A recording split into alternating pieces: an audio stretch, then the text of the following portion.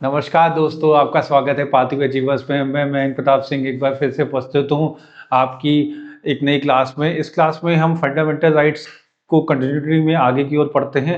पिछली क्लास तक जो है पार्ट 2 में हमने जो है फंडामेंटल राइट्स में आर्टिकल 19 से लेकर आर्टिकल 30 तक का पूरा पोर्शन हमने पढ़ लिया था। अब जो हम आगे पढ़ने वाले हैं वो आर्टिकल 31 से लेकर आपका आर्टिकल 35 के बीच में जो पोर्शंस होंगे वो सारे के सारे पोर्शंस हम यहाँ पे पढ़ेंगे। इस केस में अगर हम देखते हैं तो आर्टिकल 19 में जो हमने पढ़ा था आर्टिकल, अगर हम शुरुआत से बात करते हैं तो आर्टिकल 12 से हम लोग बात करते हैं, जहां पर हमने स्टेट्स के बारे में देखा था। ठीक है। आर्टिकल 13 की बात करें तो वहां पे हमने देखा था कानून यानी लॉ। वो कौन कौन से ऐसे लॉ थे जो फंडामेंटल राइट्स को वायलेट करते थे, वो सारे के सारे लॉ जो है आपका पूरी तरीके से खत्म हो जाते हैं अगर वो फंडामेंटल राइट्स को वायलेट करते हैं।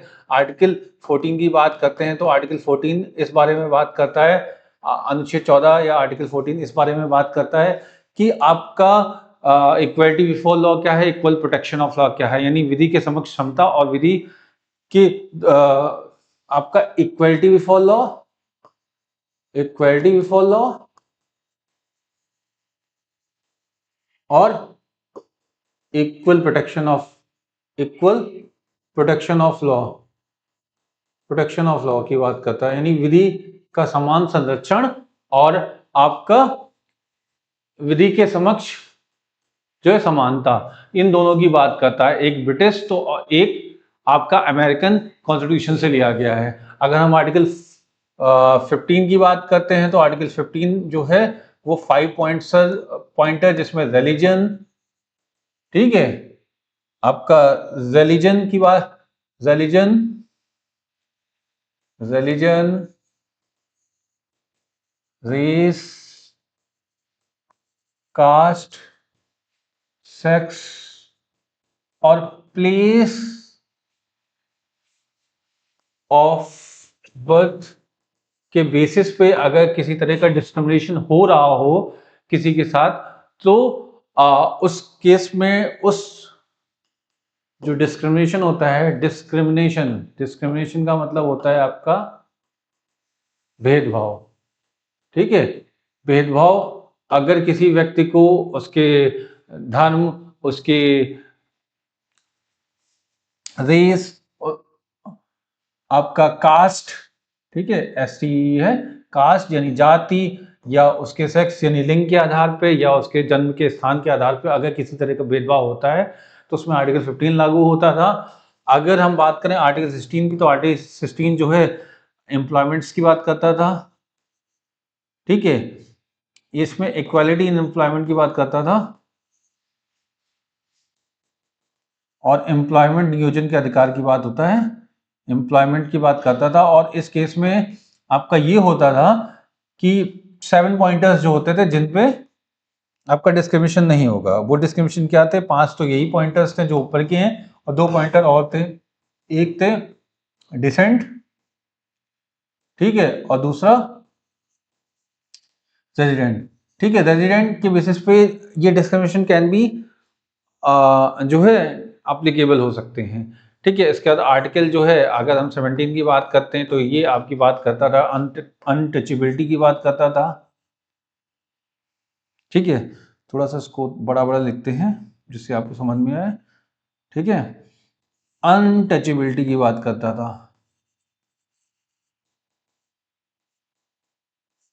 ठीक है। आर्टिकल 18 की बात करें तो ये एबोल्यूशन ऑफ टाइटल की,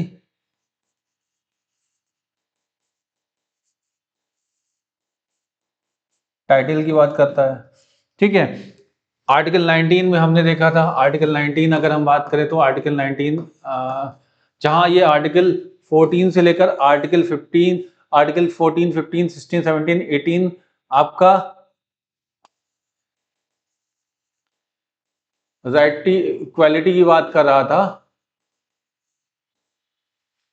वहीं आर्टिकल 19, आर्टिकल 20, आर्टिकल 21 आपका, और आर्टिकल 22 ये तो राइट टू फ्रीडम की बात कर रहा है, राइट टू फ्रीडम की बात करता है। ठीक है। आर्टिकल 19 आपका बोल रहा था स्पीच एंड एक्सप्रेशन की स्वतंत्रता के बारे में बात करता है। ठीक है। आर्टिकल 20 आपको कानूनी प्रोसीजर में जिस तरह से 3 पॉइंटर्स इसमें भी थे आपका S post facto law, double jeopardy और सेल्फ इंक्रिमिनेशन। आर्टिकल 20 उसके बारे में बात करता था। आर्टिकल 31 लाइफ एंड लिबर्टी के बारे में बात कर रहा था। 22 जो है प्रिवेंटिव डिटेंशन और ऑर्डिनरी लॉ के बीच में डिफरेंशिएट कर रहा था। आर्टिकल 23 और 24 जहां चिल्ड्रंस के लिए राइट्स थे और आपका बेगारी और इन सब के लिए थे। आर्टिकल 25 से लेकर 28 तक हमने जहां बात की थी आपके रिलीजियस राइट्स की बात की थी। आर्टिकल 29 जहां आपका कल्चर हो या फिर आपकी भाषा हो या लिपि हो या आपकी संस्कृति हो, इसको संरक्षित करने की बात कर रहा था। वहीं आर्टिकल 30 जो है आपका बात कर रहा था कि जितने भी अल्पसंख्यक समुदाय के लोग हैं वो अपने लिए एक रिलीजियस इंस्टीट्यूट बना सकते हैं और उसको बनाने में, उसका एडमिनिस्ट्रेशन करने में उनको पूर्ण स्वतंत्रता दी जाएगी। एक तरह का फंडामेंटल राइट्स है। आज जो हम बात करने वाले हैं वो आर्टिकल 31 की बात करने वाले हैं और आर्टिकल 31 बात करता है वही आर्टिकल 30 जो आर्टिकल 39 के पॉइंट एफ से हटा दिया गया था, जिसे हम लोग आज कानूनी अधिकार के रूप में जानते हैं, और वो है right to property. Right to property के बारे में जो बात की गई है वो आपका पहले संविधान संशोधन के द्वारा जो है राइट टू प्रॉपर्टी को हटाकर उसे फंडामेंटल राइट की जगह लीगल राइट बना दिया गया था। और उसी को जो है हम आर्टिकल 31 में डिस्कस करते हैं। संपत्ति का अधिकार जो है संविधान के प्रारंभ में मौलिक अधिकार था। जैसा कि आपको पता ही है कि जो संपत्ति का अधिकार है वो संविधान के प्रारंभ में मौलिक अधिकार था, यानी एक फंडामेंटल राइट था जिसमें आप हर एक व्यक्ति को रहने का अधिकार पूरी तरह से प्राप्त था। लेकिन क्योंकि ये व्यवस्था क्योंकि आपको ये भी पता है कि फंडामेंटल राइट्स अगर आपका मीट आउट नहीं हो पाते हैं तो ये जस्टिसेबल इन नेचर है, यानी आप इसको जाके कोर्ट ऑफ लॉ में इम्प्लीमेंट करा सकते हो। कोर्ट ऑफ लॉ में जाके आप जो है इसको इम्प्लीमेंट करा सकते हो राज्य के द्वारा, क्योंकि एक नकारात्मक प्रावधान होते हैं फंडामेंटल राइट जो राज्य के विरुद्ध होते हैं, और राज्य के विरुद्ध होने के कारण जो है राज्य इसको इम्प्लीमेंट करने के लिए बाध्यकारी होता है। तो इसी क्रम में जो है आपका संपत्ति का अधिकार जो है वो एक तरह से पहले फंडामेंटल राइट था, लेकिन पहले संविधान संशोधन के थ्रू जो है इसको पूरी तरह से हटा दिया गया। और इसको जहां पर ये आपका फंडामेंटल राइट था, इसको बदल के कर दिया गया आपका लीगल राइट। ठीक है, इसको लीगल राइट में बदल दिया गया, यानी कानूनी अधिकार में बदल दिया गया। ठीक है, अधिकार में बदल दिया गया।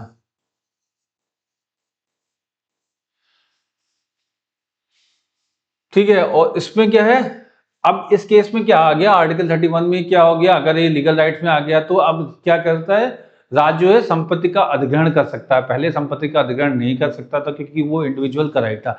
हाँ, लेकिन एक चीज जो आपको ध्यान देने योग्य है कि जो राज्य संपत्ति का अधिग्रहण कर रहा है वो लोक हित में होना चाहिए। यानी ये जो संपत्ति का अधिग्रहण होना चाहिए किसके हित में होना चाहिए, लोक हित में होना चाहिए। ठीक है, पब्लिक इंटरेस्ट में होना चाहिए, पब्लिक इंटरेस्ट में होना चाहिए। जो ये कैवेट है कि वो ये है कि पब्लिक इंटरेस्ट में जो है संपत्ति का अधिग्रहण कर सकता है, और उसके बेसिस पे जो मुआवजा उस समय का एप्लीकेबल होगा वो मुआवजा दिया जाएगा उस व्यक्ति को, क्योंकि उसके पास ये कानूनी अधिकार है। प्रॉपर्टी तो वो रख सकता है। आपको पता है प्रॉपर्टी रखने के लिए रजिस्ट्री करानी पड़ती है, और जो ड्यू प्रोसेस होते हैं वो आपको कराने पड़ते हैं। उसके बेसिस पे आप किसी संपत्ति का मालिकाना हक प्रस्तुत कर सकते हो। जो भी रेवेन्यू एक्ट के प्रोविजंस लागू होते हैं वो लागू किए उन सभी को आपको प्रोसीजर के थ्रू कराना पड़ता है, और उसके बेसिस पे आपको जो है आपके संपत्ति का अधिकार आपको प्रोवाइड होता है कानूनी तरीके से। ठीक है, जो act of land acquisition act जो होता है, लैर जिसे बोलते हैं, आपका लैंड एक्विजिशन एक्ट का जो भी प्रावधान होगा उस प्रावधान के थ्रू जो है सरकार पास करती है, और उसके बेसिस पे ही जो है वो आपके लैंड का एक्विजिशन करती है। तो जो नियमावली उस समय के कानून के अंतर्गत लागू होगी उस समय उसी प्रावधान के अनुसार आपको जो है मुआवजा भी दिया जाएगा, और ये किसी पर्सनल इंटरेस्ट को नहीं कैटर करेगी, ये सिर्फ और सिर्फ पब्लिक इंटरेस्ट को ही कैटर करती है।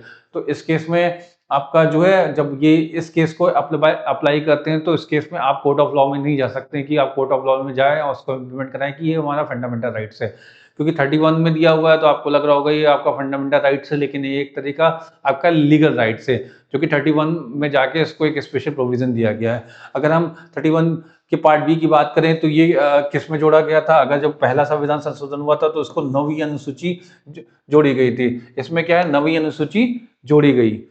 आपको पहले संविधान संशोधन के थ्रू ही 9वीं अनुसूची जोड़ी गई थी, क्योंकि इससे पहले आपका संविधान लागू होते समय 8 अनुसूचियां थी। ठीक है, इन विषयों को न्यायालय में चुनौती नहीं दी जा सकती है। ठीक है, यानी ये नॉट जस्टिसेबल है। क्या है? नॉन जस्टिसेबल इन नेचर है।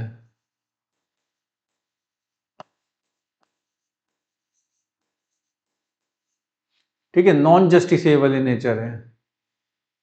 इनको कोर्ट ऑफ लॉ में जो है आपका चैलेंज नहीं किया जा सकता। और आपको ये भी पता होगा कि 44वें संविधान संशोधन 1978 के माध्यम संपत्ति के अधिकार को जो है अनुच्छेद 301 के तहत कानून अधिकार, लीगल या संवैधानिक अधिकार बना दिया गया था। इसमें 2 केसेस आपके हुए थे, एक कामेश्वर सिंह वाद हुआ था, दूसरा शंकरी प्रसाद वाद जो 1951 में कैरी आउट हुआ था। शंकरी प्रसाद वाद में ही जो है लैंड एक्विजिशन की बात की गई थी और इसी की वजह से 9वीं अनुसूची को उसमें जोड़ा भी गया था। ठीक है, आगे चलते हैं और अगले आर्टिकल की तरफ देखते हैं। तो आपका अगला आर्टिकल जो है वो बात करता है राइट टू कॉन्स्टिट्यूशन रेमेडी। ठीक है, राइट टू आपका कॉन्स्टिट्यूशनल रेमेडी या संवैधानिक उपचारों का अधिकार। जो संवैधानिक उपचारों का अधिकार है, अगर हम इसको देखते हैं, संवैधानिक उपचारों के अधिकार की बात करते हैं, तो ये एक तरीके से सबसे इंपॉर्टेंट राइट होता है पूरे के पूरे फंडामेंटल राइट्स की 12 से लेकर 35 आर्टिकल्स के बीच में। जो सबसे इंपॉर्टेंट राइट होता है ये आपका आर्टिकल 32 होता है, और यही फंडामेंटल राइट की मेन कोर होता है। कोर मतलब सोल, सोल मतलब आत्मा। और इसको इस आत्मा की बात किसने कही थी? डॉक्टर भीमराव अम्बेडकर जी ने कही थी कि ये जो आर्टिकल 32 है ये आपका जो है संविधान की आत्मा है, क्योंकि इसी के द्वारा जो है आपका सारे के सारे राइट्स आप ड्राइव कर सकते हैं। और आपको पता है कि जो फंडामेंटल राइट्स थे, ये fundamental rights justiciable in nature होते हैं। फंडामेंटल राइट्स पूरे के पूरे जस्टिसेबल इन नेचर होते हैं, यानी आप कोर्ट ऑफ लॉ में जाके इसको इम्प्लीमेंट करा सकते हो और इस बेसिस पे आप पूरी तरीके से स्वतंत्र होते हो। और जो टर्म जो लिया गया है राइट टू कॉन्स्टिट्यूशन रेमेडी, ये आपका लिया गया है ब्रिटेन के संविधान से। किससे लिया गया है? ब्रिटेन के संविधान से लिया गया है। ब्रिटेन के संविधान से लिया गया है।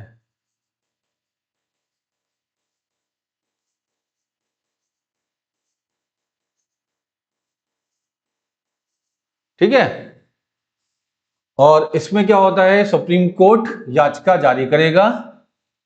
और एक चीज जो सबसे बड़ी चीज ये होती है कि आपका ये एक तरह के रिट्स के तरीके से काम करते हैं। इसमें आर्टिकल 32 के पार्ट 2 में ये देखा गया है कि इसमें रिट्स होती हैं 5 तरह की रिट्स होती हैं। और अगर ऐसे आप सुप्रीम कोर्ट सीधे डायरेक्टली अप्रोच नहीं कर सकते। आपको सुप्रीम कोर्ट अगर आपको अप्रोच करना है तो उसके लिए आपका अगर फंडामेंटल राइट्स का वैल्यूएशन होता है तो ये आर्टिकल आपको वो अधिकार देता है कि आप सीधे जो है सुप्रीम कोर्ट अप्रोच कर सकते हैं।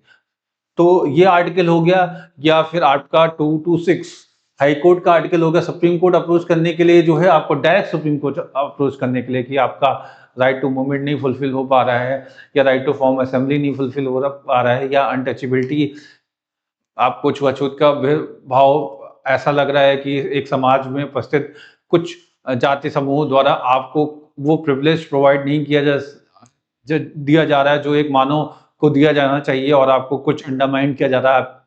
आपको जो है वो अधिकार नहीं प्रस्तुत किया जा पा रहा है जो और लोगों को मिलना चाहिए, आपको भी मिलना चाहिए।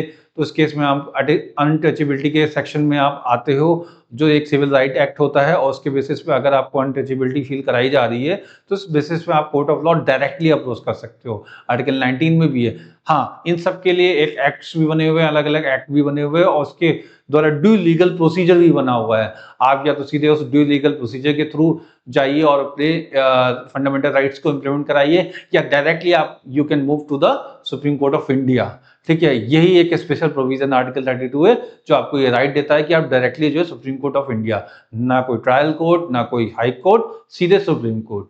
ठीक है, यहाँ पे आप अप्रोच कर सकते हो। इसमें 5 तरह की रेट्स दे रखी हैं और ये 5 तरह की रेट्स क्या होती हैं? एक होती है बंदी प्रत्यक्षीकरण, दूसरी परमादेश, अधिकारपेक्षा, प्रतिषेध और उत्प्रेक्षण। ठीक है, ये 5 प्रकार की आपकी जो है रेट्स होती हैं जो सीधे सीधे इंप्लीमेंट करा सकती हैं और इसीलिए इसको क्या कहा गया है? इसको कहा गया है न्याय का झरना। ठीक है, ये 5 रेट्स जो होती हैं इन्हें न्याय का झरना भी बोलते हैं। ठीक है, ये 5 रेट्स होते हैं, इन्हें क्या बोलते हैं हम लोग? न्याय का झरना।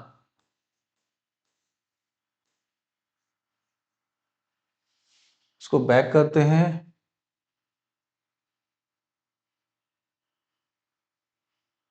फिर आ जाते हैं बैक, सॉरी टीचर पे।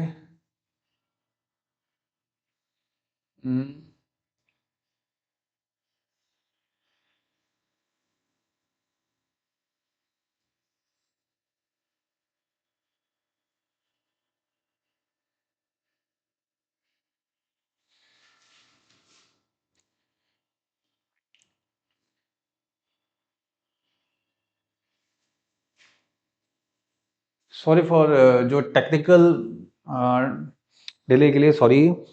आपका हम बात कर रहे थे रेट्स की बात कर रहे थे और रेट्स के केस में हम बात कर रहे थे आपको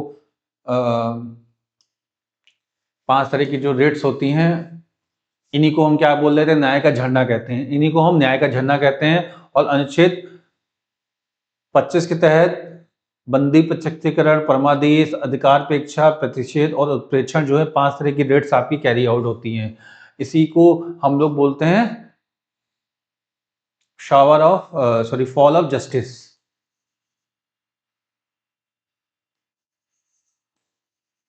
जस्टिस की संज्ञा देते हैं। ठीक है, आगे बढ़ते हैं। तो जो बंदी प्रत्यक्षीकरण होता है आपका, बंदी प्रत्यक्षीकरण इसका शाब्दिक अर्थ है कि सशरीर पेश होना। ऐसा होता है कि अगर किसी व्यक्ति को आपका कैद कर लिया जाता है पुलिस के द्वारा और उसको मजिस्ट्रेट के सामने प्रस्तुत नहीं किया जाता है, किसी केस की वजह से आपका उसको कैद कर लिया गया और उसमें ये भी नहीं क्योंकि आपको पता है कि नॉर्मल केस में क्या होता है कि अगर आपको कैद किया जाता है तो आपको बताया जाता है कि या आपको गिरफ्तार किया जाता है तो आपको बताया जाता है कि किस ग्राउंड के तहत आपको गिरफ्तार किया गया। आपको एक रिप्रेजेंटेटिव रखने का अधिकार भी होता है। हाँ, और उसके बाद 24 घंटे के अंदर जो है आपको मजिस्ट्रेट के सामने प्रस्तुत भी किया जाता है कि और उसमें excluding the time of travel. ठीक है, अगर दूरी है, दूर के इलाके में ले जाना है तो फिर अगर उसमें 10-12 घंटे लगते हैं तो वो टाइम अलग हो जाएगा, लेकिन 24 घंटे के अंदर जो है पकड़े जाने के 24 घंटे के अंदर एक्टिव आवर्स में आप जो है उसको मजिस्ट्रेट के सामने आपको प्रस्तुत करना ही होगा। ठीक है, तो इस केस के तहत जो है बंदी प्रत्यक्षीकरण का ये होता है कि अगर कोई व्यक्ति है जिसको पकड़ लिया गया और आपको लगता है कि वो व्यक्ति आपको नहीं मिल रहा है, ठीक है, अभी वो व्यक्ति था और आपको नहीं मिल रहा है, तो आप क्या कर सकते हो? कोर्ट ऑफ लॉ में जाते हो। उस थाने के अंतर्गत, जिस थाने के अंतर्गत वो व्यक्ति आता है, उस थाने को कोर्ट ऑफ लॉ कहती है कि इस व्यक्ति को 24 घंटे के अंदर हमें जो है प्रस्तुत किया जाए। ब्रिंग टू द बॉडी, बंदी हैबेस कॉर्पस का मतलब क्या होता है? आपका ब्रिंग टू द बॉडी। ठीक है, सशरीर पेश करना। अगर आपको लगता है कि किसी व्यक्ति की गिरफ्तारी अवैध हुई है तो उस अवैध गिरफ्तारी के क्रम में जब कोई व्यक्ति अप्रोच करता है, इंडिविजुअल अप्रोच करता है, तो पुलिस की अवैध गिरफ्तारी के 24 घंटे में किसी व्यक्ति को पेश ना होने पर व्यक्ति को बंदी बनाए जाने पर प्रयोग किया जाता है। और एग्जाम्पल के तौर पे अगर आप ले लो तो अभी जो है सोनम वांगचुक की बात आती है, तो इनको क्या किया गया था, इनको एनएसए के तहत जो है आपका लद्दाख से पकड़कर इनको जोधपुर की जेल में डाल दिया गया था। अब जोधपुर की जेल में डाल दिया गया तो इनको ये नहीं समझ में आ रहा था कि इनको किस कारणवश जो है जोधपुर की जेल में डाला गया था। तो इनकी वाइफ ने क्या किया, क्योंकि जो लीगल ग्राउंड्स थे, जो आधार थे, उसको क्लियर नहीं किया गया था क्या कि किस बेसिस पे जो है आपके ऊपर ये जो है एक आरोप लगा, एनएसए क्या लगा, क्योंकि एक्चुअली ये प्रोटेस्ट कर रहे थे और जो आपका वायलेंस एक्टिविटी हुई थी जंजी के द्वारा उस एरिया में, लद्दाख के कुछ एरिया में जो वायलेंस एक्टिविटी की गई थी, उसके बेसिस पे उनको इंसाइट करने के आरोप में गिरफ्तार किया गया था। तो इस केस में क्या होता है, इस केस में ये हुआ कि उनकी वाइफ ने सीधे डायरेक्टली, क्योंकि ये इंडिविजुअल से रिलेटेड था तो इंडिविजुअल ही अप्रोच कर सकता है, बंदे उसका क्लोज रिलेटिव अप्रोच कर सकता है इस चीज के लिए, जनरल पब्लिक अप्रोच नहीं कर सकती है कि सोनम वांगचुक को क्यों डाला। तो उसके परिवार में जो उसका ब्लड रिलेशन या उसकी वाइफ ने अप्रोच किया, सुप्रीम कोर्ट की दरवाजा खटखटाया, तो वहां पे वो डायरेक्ट गई। तो कोर्ट ने क्या किया, इसके लिए हैबेस कॉर्पस के लिए वो गई और कोर्ट ने इसको हैबेस कॉर्पस के लिए प्रस्तुत करने की बात कही। जब वो उसने प्रस्तुत किया तो उस प्रस्तुत करने के बाद सबसे पहली बात तो वो कहाँ गायब हुए हैं इसके बारे में पता चला कि वो जोधपुर की जेल में है और वो हैबेस कॉर्पस थे। ठीक है, हैबेस कॉर्पस के तहत उनको कोर्ट में प्रस्तुत किया गया। अब उसके बाद क्या हुआ, सुप्रीम कोर्ट ने उसके बाद अगला लीगल प्रोसीजर अपनाया। उसने उस एरिया के एसएसपी को ये इंस्ट्रक्ट किया कि किस बेसिस पे उन्होंने सो कॉज नोटिस रजिस्ट्रार से कह के सो कॉज नोटिस इशू कराया और उससे कहा कि आपने किस आधार पे जो है इसको गिरफ्तार किया, क्या कानूनी प्रक्रिया के तहत आपने इसको गिरफ्तार किया। तो उस प्रोसीजर में एक एफिडेविट में जो है पूरी तरीके से भर के कि ये कारण थे, ये इस व्यवस्था, ये कानून ब्रेक होने की वजह से हमने इसको गिरफ्तार किया था। अगर वो जो सो कॉज नोटिस में कॉज को प्रूव करने में जो भी एसआई है, एसएसपी है या उस एरिया का जो भी थानेदार है, वो जिसने इसको पकड़ा था, अगर वो इसको जस्टिफाई करने में सक्सेसफुल होता है तो ठीक है, कोई एक्शन नहीं होता है। अदरवाइज उस अधिकारी या उस थानेदार या उस व्यक्ति के ऊपर जो इसको गिरफ्तार किया था उसके ऊपर भी एक्शन किया जा सकता है। तो ये एक तरीके का एक व्यक्तिगत स्वतंत्रता के लिए सबसे बड़ा हथियार होता है, यानी इंडिविजुअल फ्रीडम की बात करता है। जो इंडिविजुअल की फ्रीडम की बात होती है, इंडिविजुअल फ्रीडम की बात होती है, उसके लिए सबसे बड़ा टूल है ये। ठीक है, अब बात करते हैं दूसरा रिट, वो है परमादेश, मैंडेमस। ठीक है, इस केस में क्या होता है, मैंडेमस का मतलब ये होता है आपका वी कमांड। ठीक है, हम आदेश देते हैं। हम आदेश क्या देते हैं कि यदि याचिका को सरकारी सार्वजनिक पद के खिलाफ जारी किया जाता है राष्ट्रपति और राज्यपाल के विरुद्ध। ठीक है, आपका इस केस में ये आपका होता है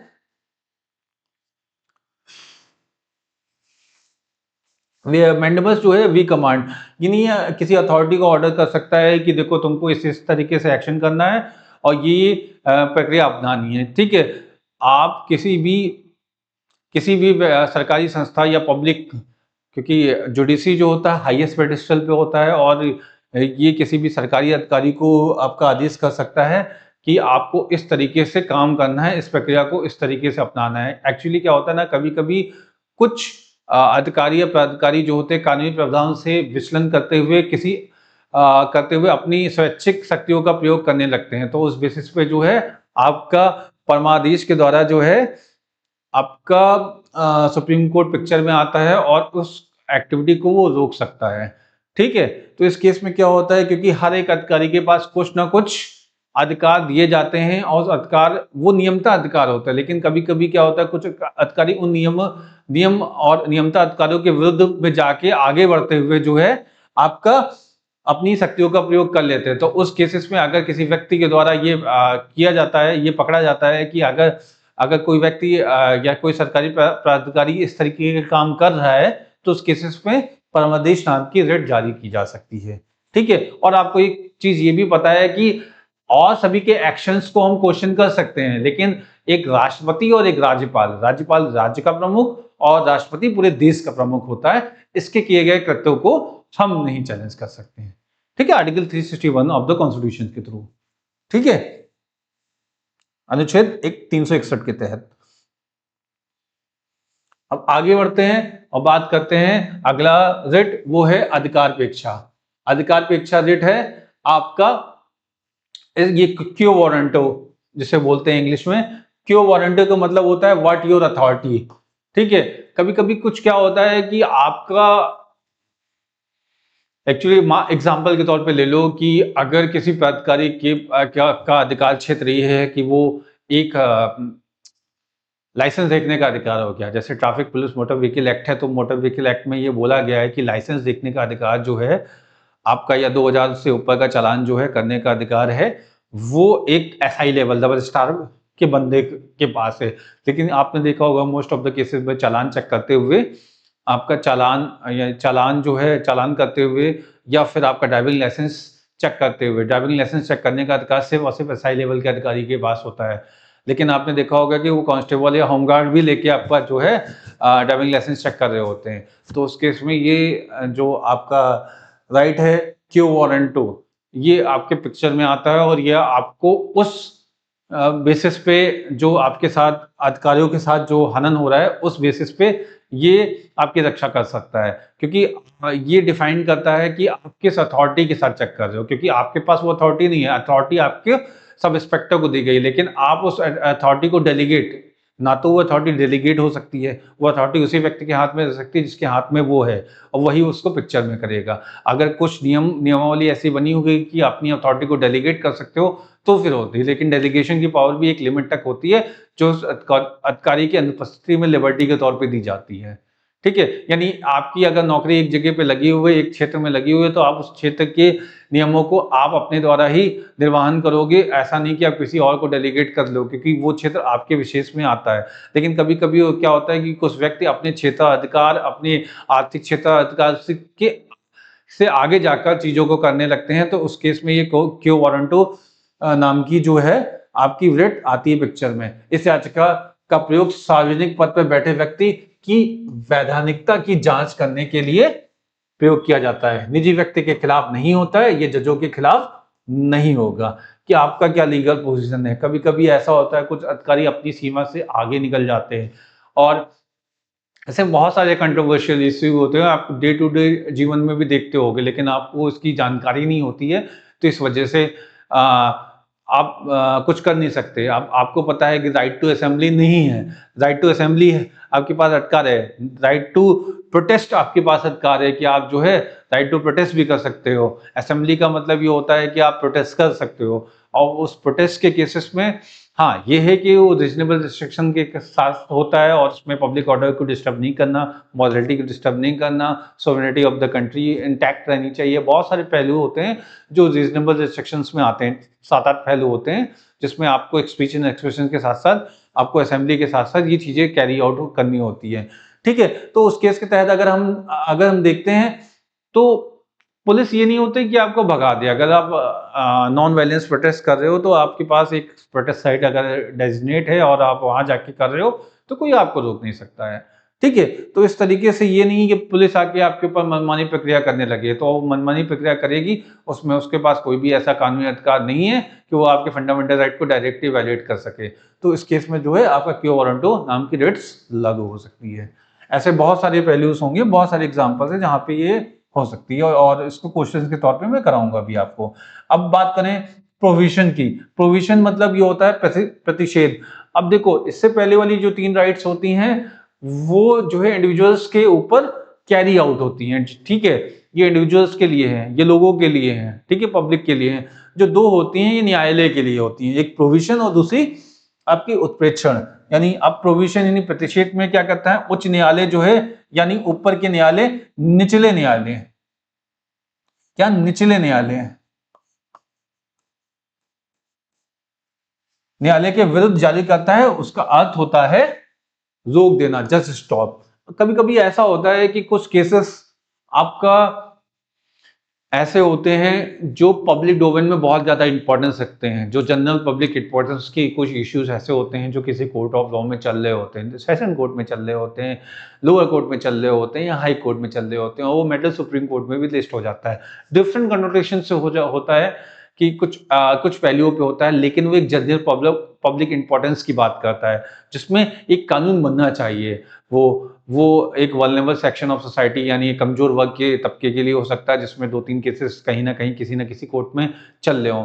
तो उसमें जब जनरल जुडिशियल प्रोनाउंसमेंट होता है, एग्जाम्पल के तौर पे मैं बता रहा हूँ कि जनरल जुडिशियल प्रोनाउंसमेंट होता है, तो उस केस में क्या होता है, कोर्ट ऑफ लॉ यानी जो हाईएस्ट कोर्ट ऑफ लॉ होती है वो नेशनल कोर्ट ऑफ लॉ से बोलती है कि ऐसा है, तुम जितने भी केसेस चल रहे हैं ये सारे के सारे केस मुझे ट्रांसफर कर दो और मैं देखूंगा कि मैं इसमें क्या कर सकता हूं। ठीक है, तो वो उसी समय क्या करती है, अपने और नीचे कोर्ट में चले हुए सारे के केसेस को बंद करती है और सारे के सारे केसेस को अपने पास बुला लेती है, या फिर यह कहती है कि जो जो भी लिसनिंग आप कर रहे हो उस लिसनिंग को वहीं पे रोक दो, क्योंकि अब ये कोर्ट जो ये मैटर है ये अब अपर कोर्ट में भी लिस्ट हो चुका है और ये इससे संबंधित है। इसलिए एग्जाम्पल के तौर पे ले लें तो अगर एक केस, एग्जाम्पल के तौर पे ऐसे बहुत सारे केस हैं, अब हाइपोथेटिकल एग्जांपल के तौर पे ले लें तो अगर वीमेंस प्रोटेक्शन के लिए है, women protection in the sexual harassment at the work place, अगर बहुत सारे केसेस छोटी छोटी कोर्ट्स में चल रहे होंगे, अलग अलग सेशन कोर्ट्स में, और जब ये कोर्ट लिस्ट हुआ होगा पीआईएल के फॉर्म में सुप्रीम कोर्ट में, तो सुप्रीम कोर्ट और किसी इंडिविजुअल ही सीख किया होगा अपने जस्टिस के लिए, और कोर्ट को लगा होगा कि ऐसा है कि इसके लिए एक जनरल लॉ होना चाहिए, जो जनरल इंस्ट्रक्शंस या गाइडलाइंस होने चाहिए, तो उस केस में कोर्ट ऑफ लॉ इस जनरल इंस्ट्रक्शन और गाइडलाइन को परपेचुएट करता है, डिक्टेट करता है, और उसके बेसिस पे हो सकता है। ठीक है, आपका ये है।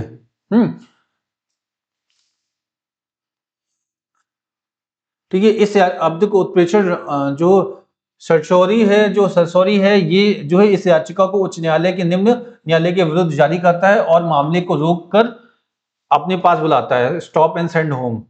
सॉरी, ऊपर से ये जो है सरसौरी का, जो भी अभी मैं एक्सप्लेन कर रहा था सरसौरी का था, इसमें यही था कि उत्प्रेषण यानी ऊपर के न्यायालय में बुला लेता है, जबकि प्रोविजन क्या करता है, उन सारे केसेस को वहीं पे कट शॉर्ट कर लेता है। बुलाने का केस जो है सरसौरी में होता है और कट शॉर्ट यानी वहीं पे रोक देने का काम जो होता है वो आपका प्रोविजन में होता है। आगे चलते हैं और देखते हैं, तो उच्च न्यायालय की शक्ति, इसमें क्या है, उच्च न्यायालय की शक्ति याचिका जारी करने में सर्वोच्च न्यायालय से अधिक होती है, यानी जो रिट है आपका, जो रिट है, रिट जुरिडिक्शन किसका हाईएस्ट होगा, रिट जो जुरिडिक्शन है वो आपका हाईएस्ट होगा आपका हाई कोर्ट का।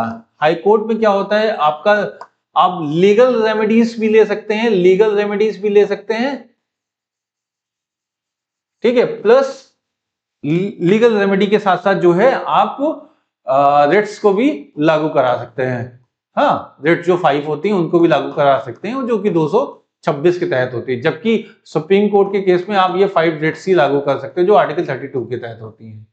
ठीक है, इस केस में जो जुरिडिक्शन है अगर आप देखिए तो इसमें आपका जुरिडिक्शन हाई कोर्ट का ज्यादा अधिक होता है as compare to supreme court. यहाँ पे पढ़ भी सकते हैं आप, सर्वोच्च न्यायालय सिर्फ मौलिक अधिकारों के विरुद्ध याचिका जारी करता है, जबकि उच्च न्यायालय जो है मौलिक अधिकार यानी फंडामेंटल राइट्स और अन्य अधिकारियों के खिलाफ भी जारी किया जा सकता है। सर्वोच्च न्यायालय अनुच्छेद 32 के तहत 5 प्रकार की रिट जारी कर सकता है, जबकि अनुच्छेद 226 के तहत उच्च न्यायालय 6 प्रकार की रिट जारी कर सकता है। और छठी रिट का नाम अंतरिम राहत, ठीक है, इंजेक्शन है। ठीक है, तो इस केस में ये है कि आपको जो लीगल रेमेडी होती है, कुछ जगह पे जो है आपका अंतरिम राहत जो है इंटरिम रिलीफ जो होती है, उस बेसिस पे आपका लीगल रेमेडी के फॉर्म में जो है आपका एक और रिट्स आपका जारी कर सकता है, जो लीगल रिट्स होती हैं। लीगल रिट्स आपका लीगल रेमेडी ना बोल के इसको हम लोग लीगल रिट्स बोल सकते हैं। आपका लीगल रिट्स के फॉर्म में ये आपको इशू कर सकता है। अब आगे बात करते हैं आर्टिकल 33 की। तो आर्टिकल 33 आपका कुछ ऐसे इंस्टीट्यूशंस होते हैं, जैसे आपका आईबी हो गया, रॉ हो गया, पैरामिलिट्री फोर्सेस हो गया, पुलिस होगी, ठीक है, टेलीकम्युनिकेशन ऑर्गेनाइजेशंस हो गए। इन सारे ऑर्गेनाइजेशंस के फंडामेंटल राइट्स को कर्टेल कर सकता है, जो है खत्म कर सकता है। उसका मुख्य कारण ये हो सकता है क्योंकि इन ऑर्गेनाइजेशंस को सुचारू रूप से चलाने के लिए, क्योंकि ये एक सेंसिटिव ऑर्गेनाइजेशंस होती हैं, इनको चलाने के लिए संसद के द्वारा एक कानून स्थापित करते हुए इनके राइट्स को कर्टेल कर सकता है। ठीक है, संसद जो है इसके राइट्स को कर्टेल कर सकती है क्योंकि इन ऑर्गेनाइजेशंस में अनुशासन की सबसे ज्यादा जरूरत होती है। और अगर आप रिसेंट के केसेस देख रहे हैं तो आईबी और इंटेलिजेंस ब्यूरो में हनी ट्रैप के इश्यूज भी बहुत सारे होते हैं, जिससे जो कंट्री की सिक्योरिटी और इंटीग्रिटी पे खतरा भी हो सकता है। तो इस बेसिस पे अगर आप देखेंगे तो अभी जो है सोशल मीडिया वेबसाइट पे अपनी आईडी रखना, और इसके साथ साथ जो है एक कॉमन डिसिप्लिन होता है, जो ऑफिस प्रोसीजर होता है कि बियर्ड बिल्कुल साफ होनी चाहिए, आपके हेयर्स बहुत छोटे-छोटे कटे होने चाहिए। अब इसमें कोई व्यक्ति ये नहीं अप्रोच कर सकता है कि सीधे-सीधे, जैसे मुस्लिम समुदाय में ये होता है कि वो बियर्ड बड़ी रख सकते हैं, रखने का अधिकार होता है। हाँ, तो उस केस में अगर वो चाहते हैं, अगर उसका डिसिप्लिन ब्रेक नहीं हो रहा है, तो उस केस में वो अलाउ कर सकते हैं। एयरफोर्स हो या आर्मी एक्ट हो या एयरफोर्स एक्ट हो, उसके द्वारा अगर संसद चाहती है कि जैसे आपका मुस्लिम में दाढ़ी रखने का जो एक अधिकार है वो एयरफोर्स मैनुअल में नहीं आता है। एयरफोर्स मैनुअल में उसको मना कर दिया गया है कि जो बड़ी दाढ़ी नहीं रखी जा सकती है। ठीक है, एक प्रॉपर बियर्ड रखी जा सकती है, एक सर्टेन इंच तक की जो है बियर्ड रखी जा सकती है, लेकिन बहुत लंबी दाढ़ी रखने का प्रावधान नहीं है एयरफोर्स एक्ट में। और जो है उस केस में अगर आप लंबी दाढ़ी रखते हो तो उसको कटवाना पड़ता है आपको। तो उस केस को भी जो है एक अनुशासन के तौर पे माना गया, जो एक जनरल अनुशासन होगा वो सबके लिए एप्लीकेबल होगा। उस केस में आप ये नहीं कह सकते हो कि जो है आप आर्टिकल 25 के तहत कि मुझे अपनी रिलीजियस एक्सप्रेशंस की आज़ादी है, तो ऐसा नहीं है कि आपको वो अधिकार आपको दिए जाएंगे। और आप देखें तो आर्टिकल 33 और आर्टिकल 34 एक ऐसे राइट्स हैं जो फंडामेंटल राइट्स होते हुए भी जस्टिसेबल इन नेचर नहीं है। यानी ये ऐसे फंडामेंटल राइट्स हैं जो कोर्ट ऑफ लॉ में जो है चैलेंज नहीं किया जा सकता, क्योंकि इसके बेसिस पे क्या है कि आप जब कोर्ट में जाओगे तो संसद कहेगी कि ऐसा है, इसमें कानून बनाने का अधिकार हमारा है, और जो हम इसमें कानून बनाएंगे वही आपको फॉलो कराना पड़ेगा, क्योंकि जुडिशरी का काम है बने हुए कानून को इम्प्लीमेंट करवाना। ठीक है, तो उस बेसिस पे आर्टिकल 33 के लिए जो राइट्स हैं वो संसद के हाथ में होते हैं, संसद के पाले में होते हैं, और आर्टिकल 34 के लिए भी कानून बनाने के अधिकार जो होते हैं वो संसद के पाले में होते हैं। अगर इस राइट्स का वायलेशन में फंडामेंटल राइट्स का वायलेशन नहीं माना जाता। ठीक है, क्योंकि आपको पता है कि ये सारे के सारे मसले जो होते हैं वो नेशनल इंटरेस्ट के होते हैं, और सेंट्रल गवर्नमेंट की रिस्पॉन्सिबिलिटी होती है कि नेशनल इंटरेस्ट को, नेशनल सिक्योरिटी को इंटैक्ट रखा जाए। ठीक है, तो उस बेसिस में क्या है, संसद को सैन्य बल, लोक व्यवस्था बनाने वाले यानी पुलिस या आर्मी मतलब सारे डिफेंस की फोर्सेस, अधिसूचना, रॉ, आईबी, ठीक है, से जुड़े लोगों को के मौलिक अधिकारों को प्रतिबंधित करने का अधिकार है। इसका कारण है अनुशासन बनाए रखना। ठीक है, डिसिप्लिन को बनाए रखने के लिए इसको कैरी करने का अधिकार है। ठीक है, अब आगे चलते हैं और देखते हैं आर्टिकल 34। तो आर्टिकल 34 आपका बोलता है मार्शल लॉ के बारे में बात करता है, मार्शल लॉ के बारे में बात करता है। ठीक है, मार्शल लॉ के बारे में ये बात करता है कि अगर किसी क्षेत्र में सैन्य कानून लागू होता है तो वहां पर व्यक्ति के, लोगों के, उस क्षेत्र के लोगों की, ठीक है, लोगों के मौलिक अधिकारों पर प्रतिबंध लगाया जा सकता है। जैसे आपका आसपा है arm force special power act है 1958, जिसमें नागालैंड, मणिपुर, ठीक है, और असम आदि के क्षेत्र में लागू किए गए थे। जम्मू कश्मीर में भी इसको लागू किया जाता है कुछ सर्टेन एरियाज में। अब आपको बात करें कर्फ्यू की बात करते हैं तो कर्फ्यू में भी आपका इसी तरह का है कि राइट टू मूवमेंट जो होता है उस समय ब्लॉक हो जाता है लोगों का। उसका मेन कारण होता है लॉ एंड ऑर्डर को बनाए के रखने के लिए। तो उस समय अगर कोई व्यक्ति ये कहने लगे कि कर्फ्यू लगाने की वजह से मेरा मूवमेंट जो है ब्लॉक हो गया, राइट टू मूवमेंट आर्टिकल जो 19 है और उसमें जो 19 का पार्ट डी है, ठीक है, तो पार्ट डी जो है 19 का पार्ट डी है वो कह रहा है कि मेरा राइट टू मूवमेंट ब्लॉक कर दिया गया जस्ट बिकॉज मुझे एक एरिया में कन्फाइन कर दिया गया क्योंकि वहाँ पे कर्फ्यू लगा हुआ था। तो वो कर्फ्यू जो आपका पावर ड्रॉ करता है वो इसी आर्टिकल के थ्रू करता है, आर्टिकल 34 के अकॉर्डिंग, ठीक है। चाहे आसपा का एक्ट हो कि जो है आर्मी का शासन वहाँ पे रहेगा, आर्मी अपनी अकॉर्डिंग जो व्यवस्था बनाएगी उस व्यवस्था के अनुसरण करते हुए वहाँ के लोगों को अपनी जीवन शैली को अडॉप्ट करना पड़ेगा। तो ये सारी चीज़ें इसलिए होता है जो देश की सिक्योरिटी और उसके साथ-साथ जो सोशल ऑर्डर है वो प्रॉपर तरीके से बना रहे, इस वजह से इन आर्टिकल्स को लाया गया है। और इसमें भी जो है कि अगर किसी व्यक्ति या किसी व्यक्ति विशेष ने किसी व्यक्ति की जो आर्टिकल 19 है या आर्टिकल अदर आर्टिकल्स हैं उनका वायलेशन करता है, तो उस केसेस में अगर कोई व्यक्ति करता भी है और इनमें से जो पीड़ित व्यक्ति है वो कोर्ट ऑफ लॉ में अप्रोच करता है, तो कोर्ट ऑफ लॉ में उसकी बातें नहीं सुनी जाएगी। Actually court of law entertain ही नहीं करेगा क्योंकि दोनों के दोनों आर्टिकल जो है आपका नॉन जस्टिसेबल इन नेचर है, ठीक है। आर्टिकल 35 की बात करते हैं तो आर्टिकल 35 ये कहता है कि मौलिक अधिकारों के संशोधन करने का जो अधिकार है वो सिर्फ और सिर्फ किसके है, भारत की संसद के पास है, ना कि राज्य विधानमंडल के पास, ठीक है। राज्य विधानमंडल के पास नहीं, यानी कोई भी आपका विधानसभा जाके विधानसभा जो है कोई भी ऐसा कानून नहीं पास करेगी जो कर्टेल करता हो फंडामेंटल राइट्स को, ठीक है। तो अनुच्छेद जैसे 16 का पार्ट 3 है, 32 का पार्ट 3 है, ठीक है, 33 और 34 है, ये ऐसे हैं जो जिसमें संसद के को अधिकार दे दिया गया है जिसकी बेसिस पे वो इसको कैरी आउट कर सकते हैं। आगे देखते हैं और बात करते हैं अब क्वेश्चंस की। जो क्वेश्चंस हैं वो किस तरीके से कैरी आउट करने हैं। अभी तक हमने फंडामेंटल राइट्स के अनुच्छेद 12 से लेकर अनुच्छेद 35 तक पूरे के पूरे फंडामेंटल राइट्स पढ़ लिए हैं। अब देखते हैं कि हमने कितना समझा है और कितना जाना है, ठीक है। अगर बात करें निम्नलिखित कथनों में से कौन सा एक सही है, इसमें देखिए तो अधिकार वे विशेषाधिकार हैं जो किसी राज्य के संविधान में समाविष्ट है, ठीक है। दूसरा ऑप्शन है आपका अधिकार नागरिकों के विरुद्ध राज्य के दावे हैं। तीसरा है अधिकार राज्य के विरुद्ध नागरिकों के दावे हैं। और चौथा है अधिकार अधिकांश लोगों के विरुद्ध कुछ नागरिकों के विशेषाधिकार हैं। तो अगर मैं ऑप्शंस को देखूं तो पहला जो बोल रहा है कि अधिकार वे विशेषाधिकार हैं जो जो किसी राज्य के संविधान में समाविष्ट है, ठीक है।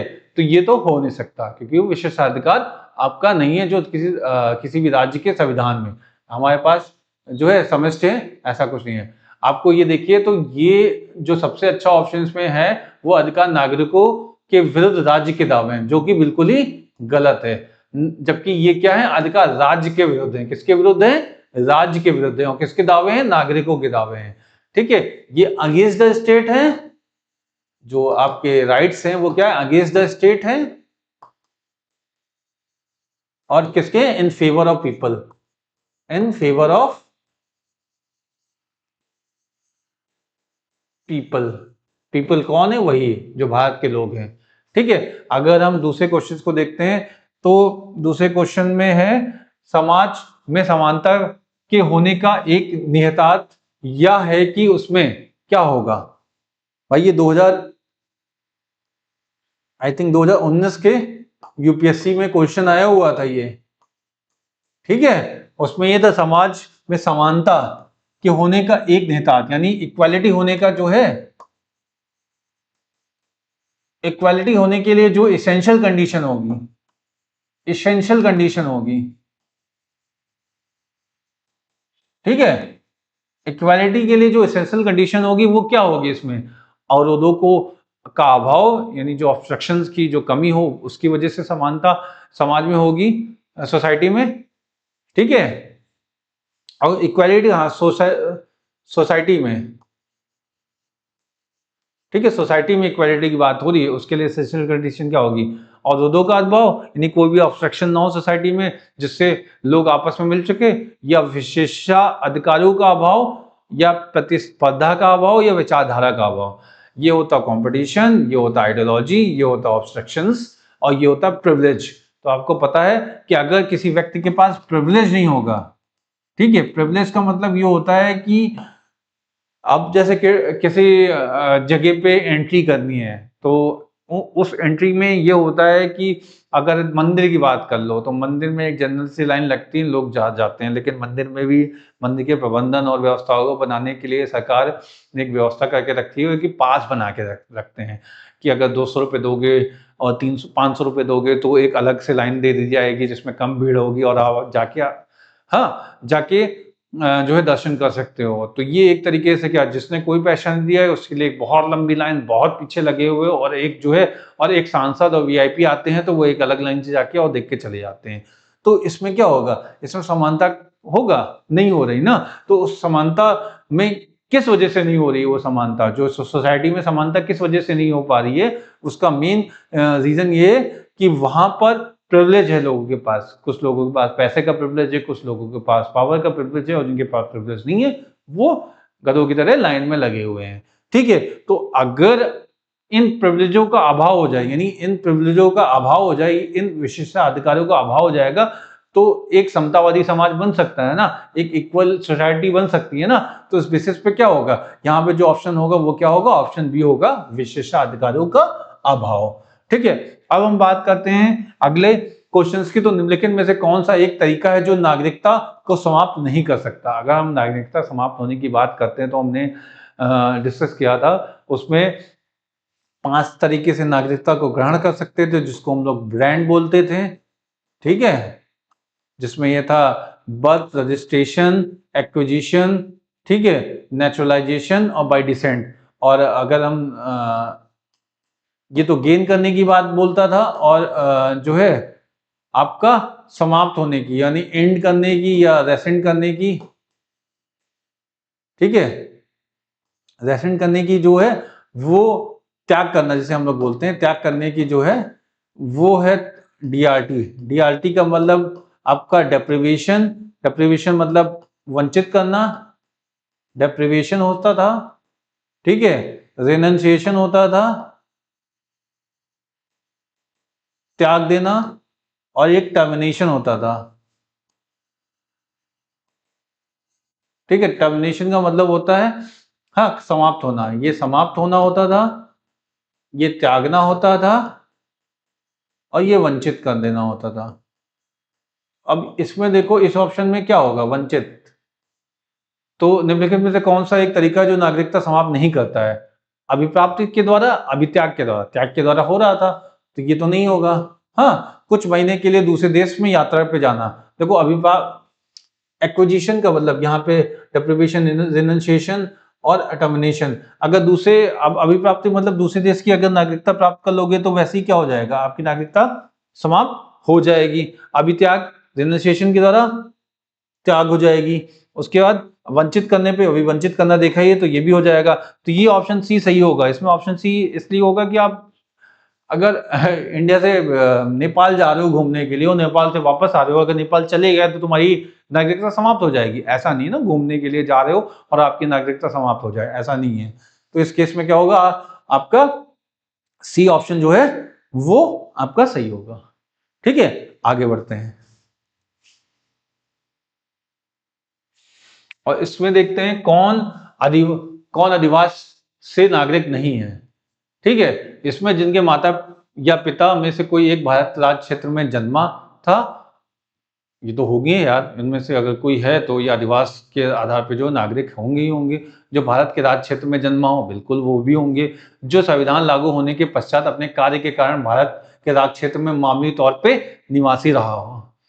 संविधान लागू होने के पश्चात अपने कार्य के कारण भारत में राज्य क्षेत्र में मामूली तौर पे निवासी रहा हो, या जो संविधान लागू होने के ठीक पहले कम से कम 5 वर्ष तक भारत में राज्य क्षेत्र में मामूली तौर पे निवासी रहा हो। भाई, अगर वो कम से कम 5 साल तक रह रहा हो तो भारत के नागरिक कहलाएगा, संविधान लागू होने के ठीक पहले।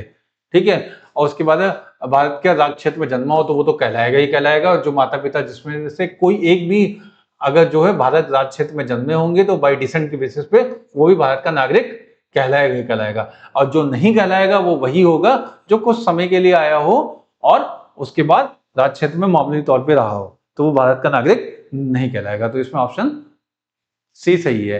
अब इसमें है, भारतीय संविधान के अनुच्छेद 5 में प्रयुक्त वाक्यांश प्रत्येक व्यक्ति शामिल है किसमें।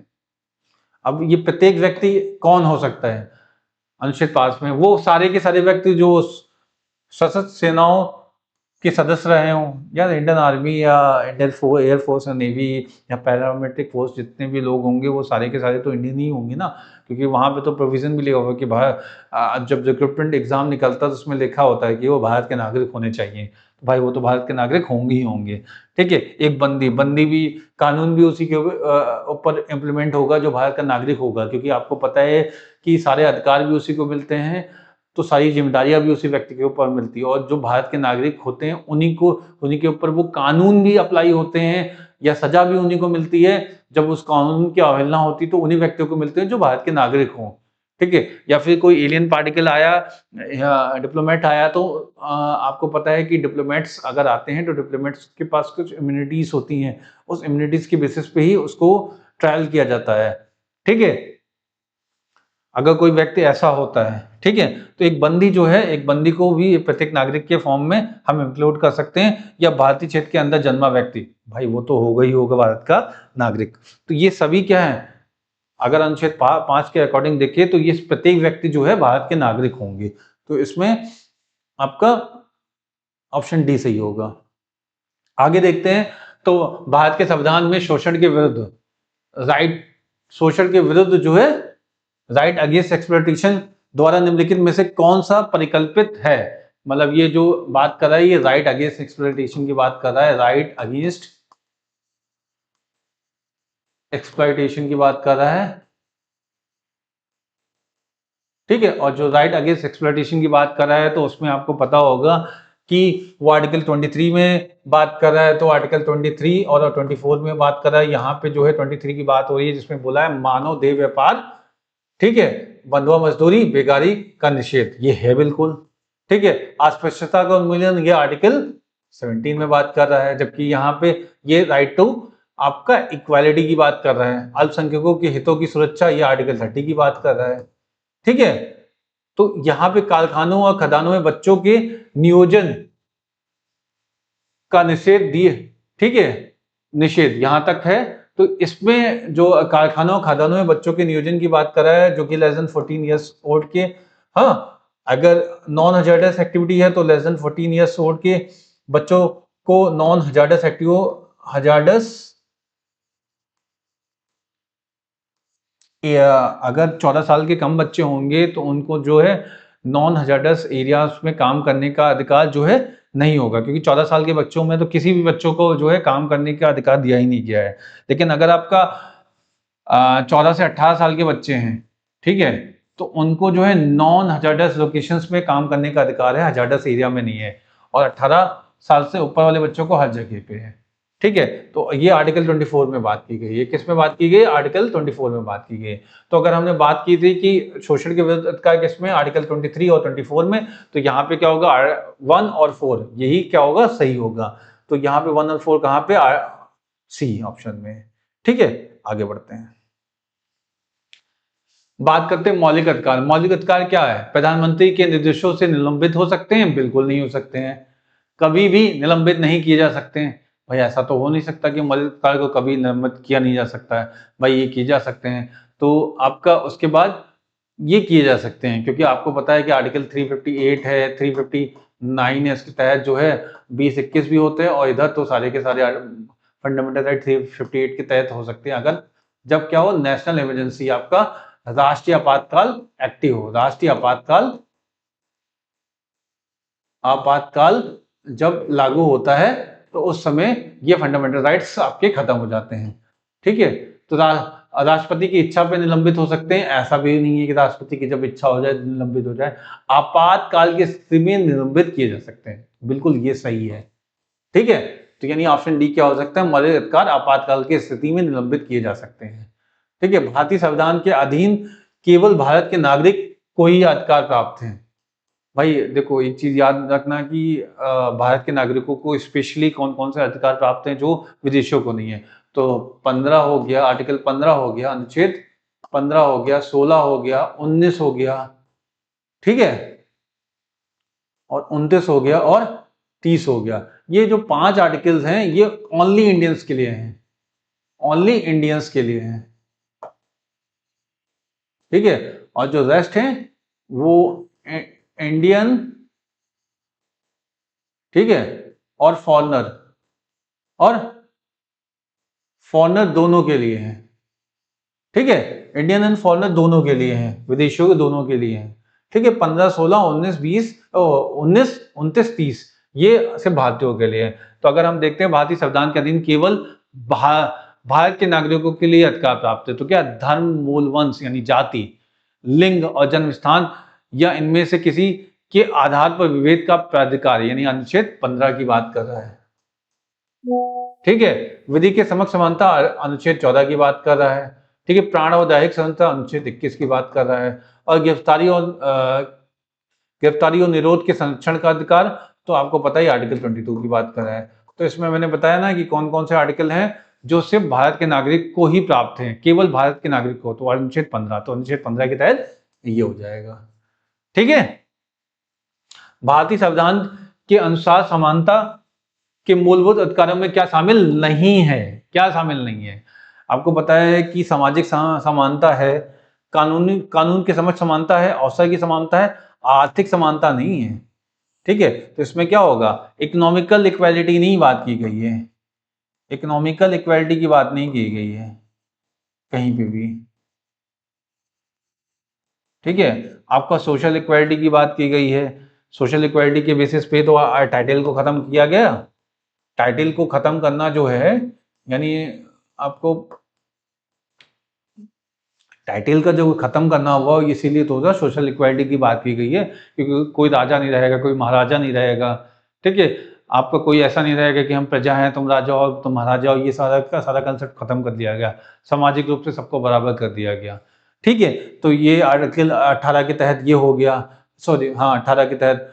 और कानून की समक्ष समानता इक्वालिटी बिफोर लॉ आपको अनुच्छेद 14 दे रहा है, ठीक है। अवसर की समानता ये आपको अनुच्छेद 16 दे रहा है। तो आर्थिक समानता की बात नहीं की गई है, ठीक है। तो इकोनॉमिक इक्वालिटी की बात जो है मूलभूत अधिकार में नहीं है, समानता की, वो भी कैसे, राइट टू इक्वालिटी में, ठीक है। राइट टू इक्वालिटी में कोई भी ऐसे मूलभूत अधिकार नहीं दिए गए हैं जिसमें इकोनॉमिक इक्वालिटी की बात की गई हो, ठीक है। अब अगला देखते हैं, तो अगले में क्या है, सर्वोत्तम उत्तर दीजिए, समानता का अधिकार की गारंटी दी गई है, इक्वालिटी जो है एक राइट टू इक्वालिटी किस में बात की गई है, तो आपको पता है अनुच्छेद 14 से लेकर 18 में की गई है। जहां भी अनुच्छेद 14 से लेकर 18 ये 5 आर्टिकल की बात हो रही होगी, वहीं पे राइट टू इक्वालिटी की बात होगी, और ये ऑप्शन 20 का सही होगा, इसका ऑप्शन बी सही होगा, ठीक है। आगे चलते हैं और इस केस को देखते हैं, निम्नलिखित में से कौन सा मूल अधिकार विदेशी नागरिकों को प्राप्त नहीं है। भाई अभी हमने बात किया जो देशियों को कौन कौन से हैं, 15 है, देशियों को प्राप्त कौन है, यानी इंडियंस को,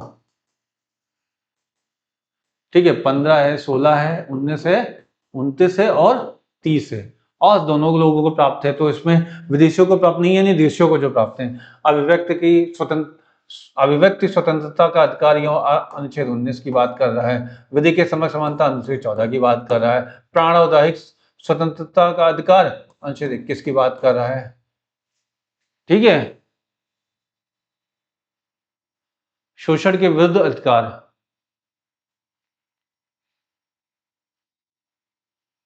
ठीक है, शोषण के विरुद्ध अधिकार, तो आपको पता है कि शोषण के विरुद्ध अधिकार आपका 22, 23, 24 हो गया। तो सीधी सी बात है, यहाँ अनुच्छेद 19 की बात हो रही है, तो अनुच्छेद 19 जो होगा वो इंडियंस को प्राप्त होगा। तो इस बेसिस पे जो 11वें नंबर के क्वेश्चन का आंसर होगा वो ए होगा, ठीक है। निम्नलिखित मौलिक अधिकारों में से कौन सा केवल भारतीय नागरिकों को ही उपलब्ध है। अब ये भारतीय नागरिक यही होगा, यहाँ पे भी अप्लीकेबल होगा, बस ये आपको डिक्टेट करना है कि कौन सा है, आर्टिकल कौन कौन से हैं। तो अवसर की समानता की बात करें जिसमें सार्वजनिक सेवा के योजन में, तो अनुच्छेद 16 की बात कर रहा है, ठीक है। विधि के समक्ष समानता अनुच्छेद 14 की बात कर रहा है, धर्म की स्वतंत्रता की बात कर रहा है, तो ये आपको अनुच्छेद 25 की बात कर रहा है। शोषण के विरुद्ध अधिकार आपको पता है, हाँ विधि के धर्म की स्वतंत्रता, ठीक है, राइट टू रिलीजन, ठीक है। ये शोषण के विरुद्ध अधिकार,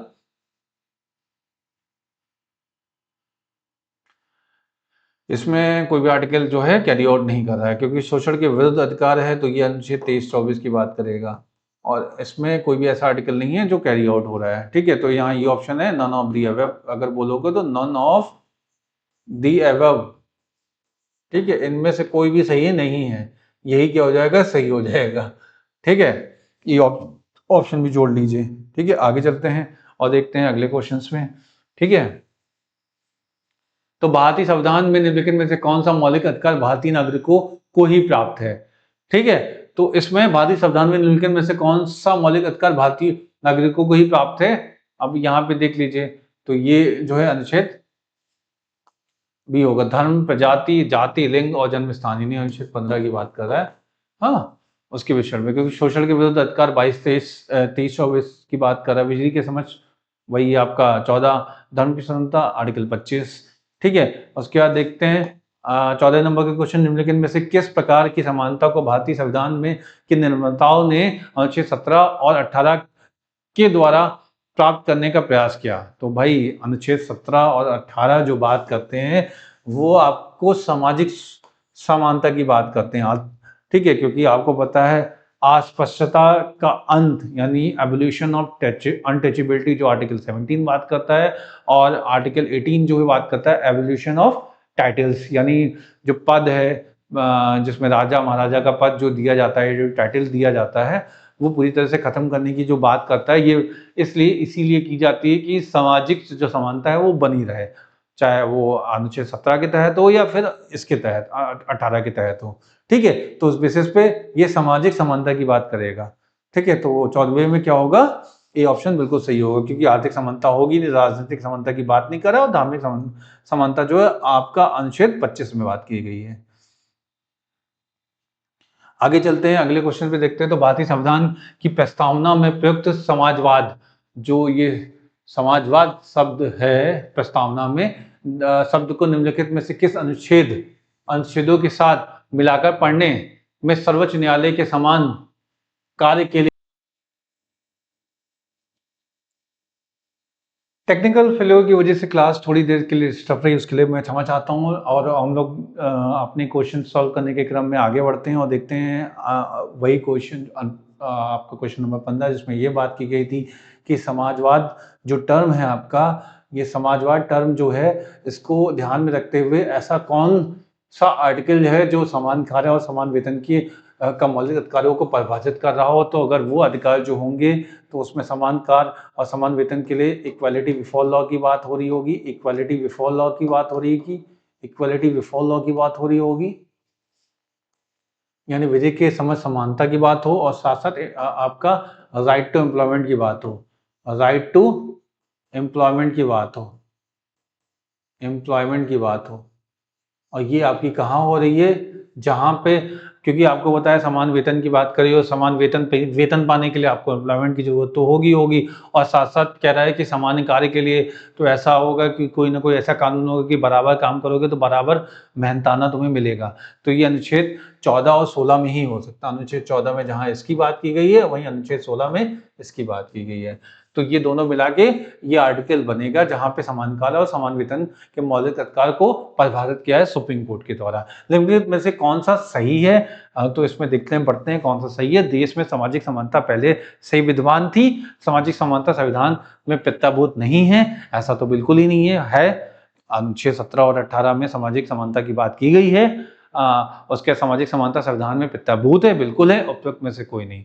तो आपको पता पहले से विद्यमान नहीं थी, यही कारण था कि जस्टिस ये सब कुछ लिखना पड़ा कि जाति के आधार पर जो भिन्नता नहीं रहेगी, राइट टू इक्वालिटी में इन सारी चीज़ों की बात बार बार की गई है, जिसमें 14 से लेकर 18 तक 19 तक सब इन्हीं बारे में बात की गई। और भी संविधान के अंदर बहुत जगह पे ऐसे प्रावधान किए गए हैं जहाँ पर सामाजिक समानता को व्याख्यान किया गया। अगर ये पहले से विद्यमान थी देश में तो फिर इसको रखने का कोई औचित्य नहीं बनता था, तो पहले से विद्यमान नहीं थी तो ये तो ऑप्शन गलत हो जाएगा।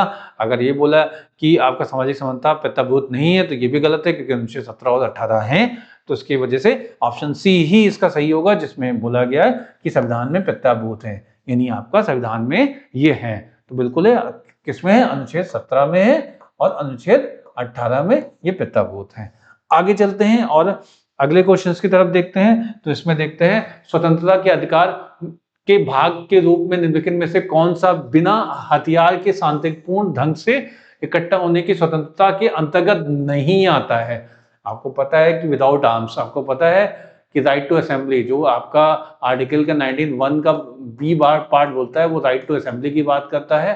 किसकी बात करता है? राइट टू असेंबली की बात करता है। और असेंबली भी कैसी होनी चाहिए? विदाउट आर्म होनी चाहिए। कैसी होनी चाहिए? विदाउट आर्म्स होनी चाहिए। विदाउट आर्म्स होनी चाहिए। ठीक है, तो उस बेसिस पे अगर हम बात करें तो नहीं आता है। तो शांतिपूर्ण इकट्ठा होना बिल्कुल आपका ये आर्टिकल इसमें आएगा ही आएगा। अनुच्छेद के इस पार्ट, अनुच्छेद 19 के पार्ट बी में ये आएगा ही आएगा। घेराव अफसर जो जो अपना कर्तव्य नहीं निभाते, एकत्रित जनता जिनको अधिकार नहीं रखना चाहिए, बिल्कुल ये 19 के पार्ट बी में आएंगे, ये भी 19 के पार्ट बी में आएंगे। इस अधिकार पे अभ्यास पर राज्य कानून बनाकर तर्कपूर्ण प्रतिबंध लगा सकती है। घेराव अफसर जो इसका कर्तव्य नहीं निभाते हैं, खराब अफसर जो अपना कर्तव्य नहीं निभाते हैं, ठीक है, खराब होगा। ठीक है, तो आपको पता है कि तर्कपूर्ण तरीके से तो अगर कुछ ऐसी व्यवस्था बनाएगी जिसमें वो बोलेगी कि रीजनेबल रिस्ट्रिक्शन लगाने का अधिकार है, तो बिल्कुल हाँ उसके पास है। लेकिन ये चीज जो है, ये चीज तो एक तरीके से एब्स्ट्रैक्ट तरीके से बात की गई है। शांतिपूर्ण इकट्ठा होने का अधिकार सबके पास, एकत्रित जनता जिनके पास कोई अधिकार ना हो वो भी इसके अंतर्गत आएंगे। और तर्कपूर्ण तरीके से अगर कोई रीजनेबल रेस्ट्रिक्शन लगाया जाए, जैसा नहीं कि आप रोड पे ही बैठ जाओ धरना देने लगो, ठीक है, तो ये भी नहीं हो सकता है, क्योंकि आप जनता के मूवमेंट्स को और पब्लिक के मूवमेंट्स को भी डिस्टर्ब कर रहे हो। जो भी आपकी धरना देने की साइड होगी, धरना देने की जो साइड होगी वहां पे जाओ, जो एक निर्धारित स्थल बने होंगे वहां पे जाओ। जैसे दिल्ली में रामलीला मैदान है, ठीक है, प्रयागराज में पुराना गिरजाघर है, ठीक है, और आपका इको गार्डन जो है लखनऊ में है। तो ऐसे बहुत सारे हैं जिनमें ये व्यवस्था आपकी लागू की गई है। तो उसी की बेसिस पे आप जाइए, उस जगह पे एकत्रित होइए, आपको कोई भी रोक नहीं सकता।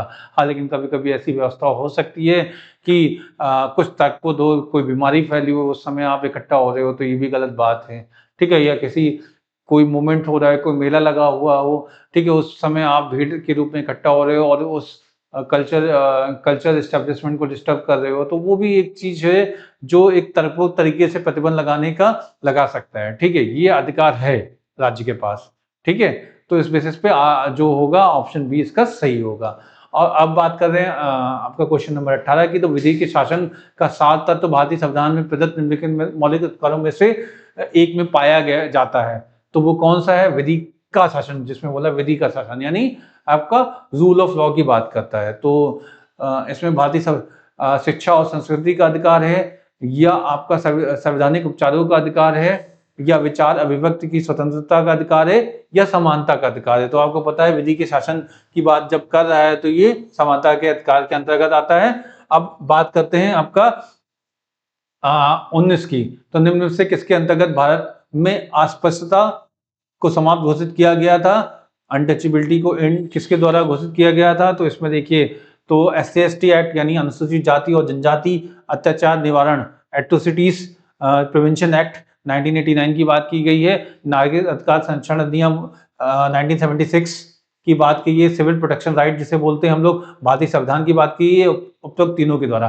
तो आपको पता है कि भारतीय संविधान में जहां अनुच्छेद 17 में इसको खत्म किया गया है, वहीं पे सिविल प्रोटेक्शन एक्ट 1976 के द्वारा, नागरिक अधिकार संरक्षण अधिनियम 1976 के द्वारा जो है कानून के द्वारा लाया गया था। उसके बाद SC/ST एट्रोसिटीज प्रिवेंशन एक्ट 1989 के द्वारा भी इसको खत्म किया गया। तो यहाँ पे ऑप्शन क्या होगा? डी होगा। उपरोक्त तीनों में अस्पृश्यता को खत्म करने, समाप्त करने का प्रयास किया गया है।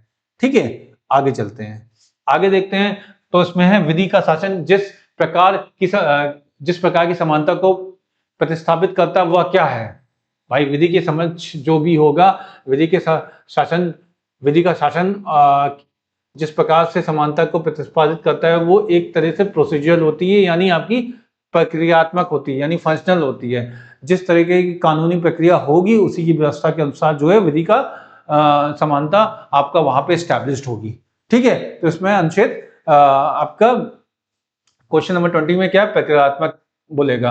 अब क्वेश्चन 21 की बात करते हैं, निम्नलिखित में से कौन सा मौलिक अधिकार नहीं है? अगर हम इसमें बात करें तो कौन सा मौलिक अधिकार नहीं है? जीवन का अधिकार बिल्कुल है, नैसर्गिक न्याय का अधिकार बिल्कुल है, गर्भ पर जीवन का अधिकार बिल्कुल है, असमान परिस्थितियों में समानता का अधिकार यानी अनइक्वल सर्कमस्टेंसेस में जो है इक्वलिटी होनी चाहिए, ऐसा नहीं है। देखो राइट टू लाइफ है आपके पास, नेचुरल जस्टिस का भी अधिकार है, गरिमापूर्ण जीवन। नेचुरल जस्टिस इसलिए है क्योंकि टाइम बाय टाइम कोर्ट इस चीज को, सुप्रीम कोर्ट इस चीज को एग्जामिन करती है कि क्या क्या नेचुरल जस्टिस के टर्म में आ सकता है, तो उस बेसिस पे ये अधिकार आपको दिए गए हैं।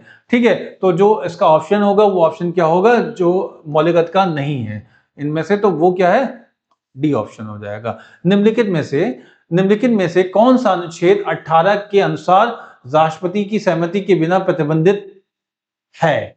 अनुच्छेद 18 आपको पता है कि अनुच्छेद 18 एवोल्यूशन ऑफ टाइटल की बात करता है, यानी जो पद है, जो उपाधियां हैं उसके समाप्ति की बात करता है अनुच्छेद 18, और उसमें प्रतिबंध की बात करता है। तो इसमें कौन सा है जो राष्ट्रपति की सहमति के बिना प्रतिबंधित है? विदेशी राज्य से उपाधि धारण करना बिल्कुल है। उपाधि का प्रतिपादन विदेशी राज्य से या उसके अधीन किसी रूप में कोई भेंट उपाधि या पद स्वीकार करना, भाई सीधी सी बात है, अगर कोई भी उपाधि लेने जा रहे हो तो उसमें राष्ट्रपति की सहमति होनी चाहिए।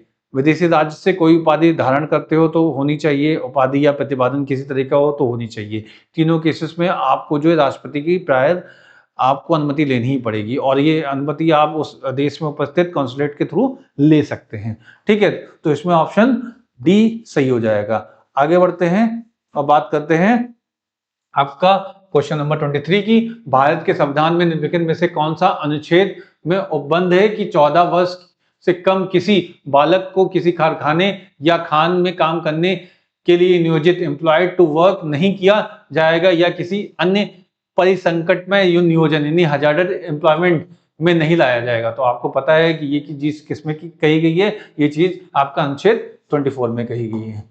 ठीक है, अनुच्छेद 24 में इसके बारे में बात की गई। अनुच्छेद 24 की बात क्वेश्चन 24 की बात करते हैं तो इसमें बोला गया है, भारत में किसी धार्मिक समुदाय को यदि राष्ट्रीय स्तर पर अल्पसंख्यक वर्ग का दर्जा दिया जाता है तो वह किस विशेष लाभों का हकदार हो जाता है? तो यह समुदाय विशेष शैक्षणिक संस्थानों की स्थापना, अगर उसको दर्जा दिया गया है कानून के द्वारा, मिनॉरिटी एक्ट के द्वारा, अगर कानून द्वारा उसको मिनॉरिटी समुदाय बोला गया है तो उस बेसिस पे जो है यह समुदाय विशेष शैक्षणिक संस्थानों को की स्थापना और संचालन कर सकता है, बिल्कुल कर सकता है। या भारत के राष्ट्रपति स्वयं इस संप्रदाय और समुदाय को एक प्रतिनिधि को लोकसभा में मनोनीत कर सकते हैं, बिल्कुल गलत है, ऐसा कुछ नहीं है। ठीक है, कि आपने मन से ही कर दी है। वो आपको पता है कि इससे पहले जो होता था अल्पसंख्यक के रूप में एक एंग्लो इंडियन कम्युनिटी होती थी जिसको राष्ट्रपति मनोनीत कर सकते थे, अन्यथा नहीं कर सकते, जिसको भी आपका 104 कॉन्स्टिट्यूशन अमेंडमेंट एक्ट के थ्रू जो है पूरी तरह से खत्म कर दिया जा चुका है, जिसमें अब कोई भी एंग्लो इंडियन कम्युनिटी का सदस्य जो है ना तो लोकसभा में ना तो स्टेट लेजिस्लेटिव असेंबली में कोई भी मनोनीत होगा।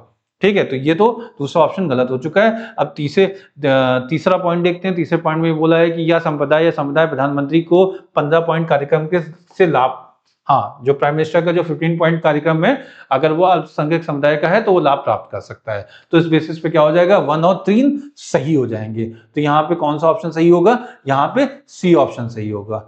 ठीक है, अब आगे क्वेश्चंस देखते हैं। तो उसमें है, निम्नलिखित अनुच्छेदों में से किस एक को डॉक्टर बी.आर. राव अम्बेडकर ने संविधान की आत्मा या हृदय या आत्मा कहा है? तो आपको पता है वो हृदय और आत्मा कौन है, अनुच्छेद 32 है। ठीक है, आगे क्वेश्चन में चलते हैं। निम्नलिखित में से कौन सा अधिकार भारतीय संविधान के अनुच्छेद 32 के अंतर्गत परिवर्तित किए जा सकते हैं? तो आपको पता है वो सारे के सारे अधिकार जो संवैधानिक अधिकार हैं, ठीक है, वो या विधिक अधिकार है वो, ये दोनों नहीं, हाँ, ये आपका मौलिक अधिकार है। मौलिक अधिकार को जो है आपका इसके थ्रू अनुच्छेद 32 के तहत सुप्रीम कोर्ट में सीधे सीधे परिवर्तित किया जा सकता है। ठीक है, आगे बढ़ते हैं और बात करते हैं मौलिक अधिकार का संरक्षक कौन है, यानी कस्टोडियन ऑफ फंडामेंटल राइट कौन है? ठीक है, कस्टोडियन ऑफ फंडामेंटल राइट्स कौन है भाई? Supreme court of India, SC of India. ठीक है, सुप्रीम कोर्ट ऑफ इंडिया जो है कस्टोडियन है आपका फंडामेंटल राइट्स का।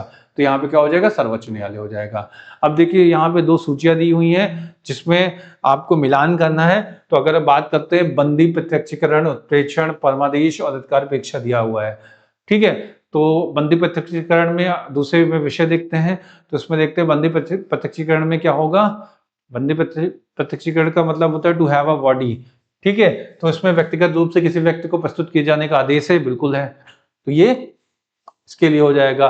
उत्प्रेषण में क्या है, किसी सार्वजनिक अधिकारी को अपना निर्धारित कर्तव्य पालन करने का समादेश होता है, तो ये परमादेश होता है, ठीक है। परमादेश के केस में ये होता है कि आप अपने जो है, जो भी आपका कार्य है वो आप करिए, इसके लिए जो आदेश प्राप्त होता है उसको परमादेश बोलते हैं। किसी व्यक्ति के दावे की वैधता की जांच करने की कार्रवाई जो होती है वो अधिकार पे इच्छा होती है कि आप, आपकी लिमिटेशन क्या है, आप किस लिमिटेशन तक अपनी शक्ति का निर्वहन कर सकते हो, उसकी जो है वो अधिकार पे इच्छा के अंतर्गत आता है। और निम्न न्यायालय या न्यायिक निकाय से को अपने अधिकार सीमा ना लांघने का निर्देश किसके पास होता है, उत्प्रेक्षण के थ्रू होता है। कि आप जो है अपनी एक लिमिटेशंस होती हैं, आप उस लिमिटेशन से आगे नहीं जा सकते, अपने जुडिशियल लिमिट से आगे नहीं जा सकते। ये आपका सुप्रीम जो है निचले कोर्ट्स के लिए होता है, सुप्रीम कोर्ट के द्वारा जो होता है ये जस्टिफाइड होता है, ठीक है। तो इस केस में अगर आप देख रहे हो तो ए का क्या आ रहा है, 1 आ रहा है, ए का 1 आ रहा है, ठीक है। बी का क्या आ रहा है, बी का आ रहा है 4, सी का क्या आ रहा है, सी का आ रहा है 2, और डी का क्या आ रहा है, डी का आ रहा है आपका 3।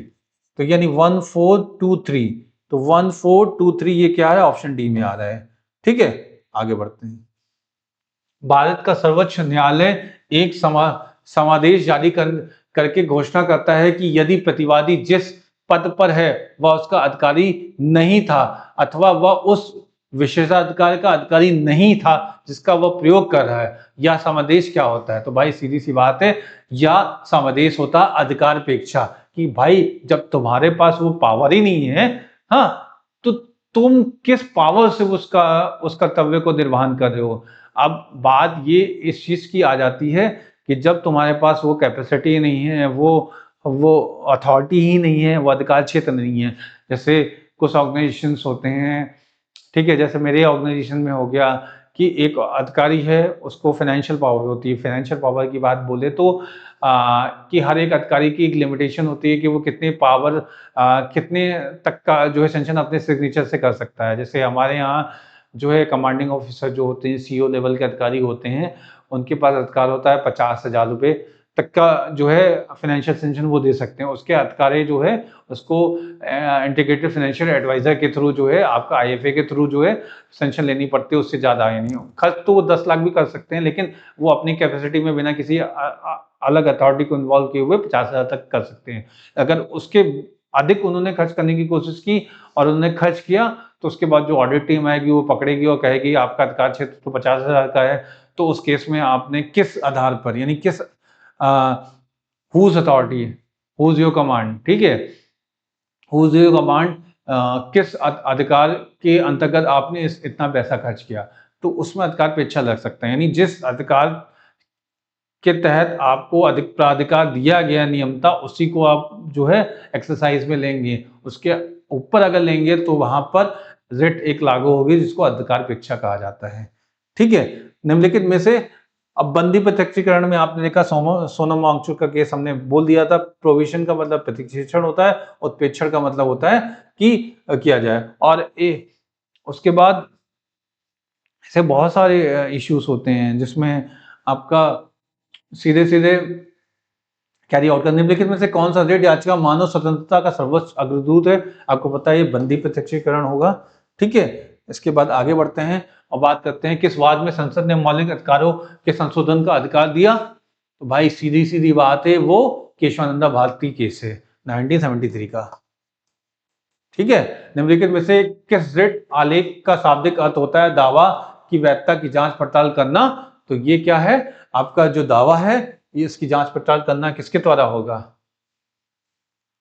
अधिकार पे इच्छा, ठीक है। बंदी प्रत्यक्षीकरण, उत्प्रेक्षण, निषेधादेश, तो ये है आपका अधिकार पे दावा की वैधता की जांच करना, ठीक है, ये आपका अधिकार पे इच्छा होता है। निम्नलिखित में से किस वाद में उच्चतम न्यायालय ने यह धारणा व्यक्त की कि मूल अधिकार व्यक्ति को जैसा उसे सबसे अच्छा लगे उस तरह अपनी जिंदगी की रूपरेखा तैयार करने के लिए सक्षम बनाते हैं। ये किस केस में हुआ था, गोलकनाथ बनाम स्टेट ऑफ पंजाब के बीच में हुआ था, या इंदिरा गांधी बनाम राजनारायण केस में हुआ था, बैंकों के राष्ट्रीयकरण के मामले में हुआ था, या जहां बनाम म्युनिसिपल कॉर्पोरेशन में हुआ था। तो अगर आप देखेंगे तो इसमें उच्च न्यायालय ने धारणा व्यक्त की, मूलतः व्यक्ति को जैसा उसे सबसे अच्छा लगे उस तरह से अपनी जिंदगी की रूपरेखा तैयार करने में सक्षम है। ये आपका हुआ था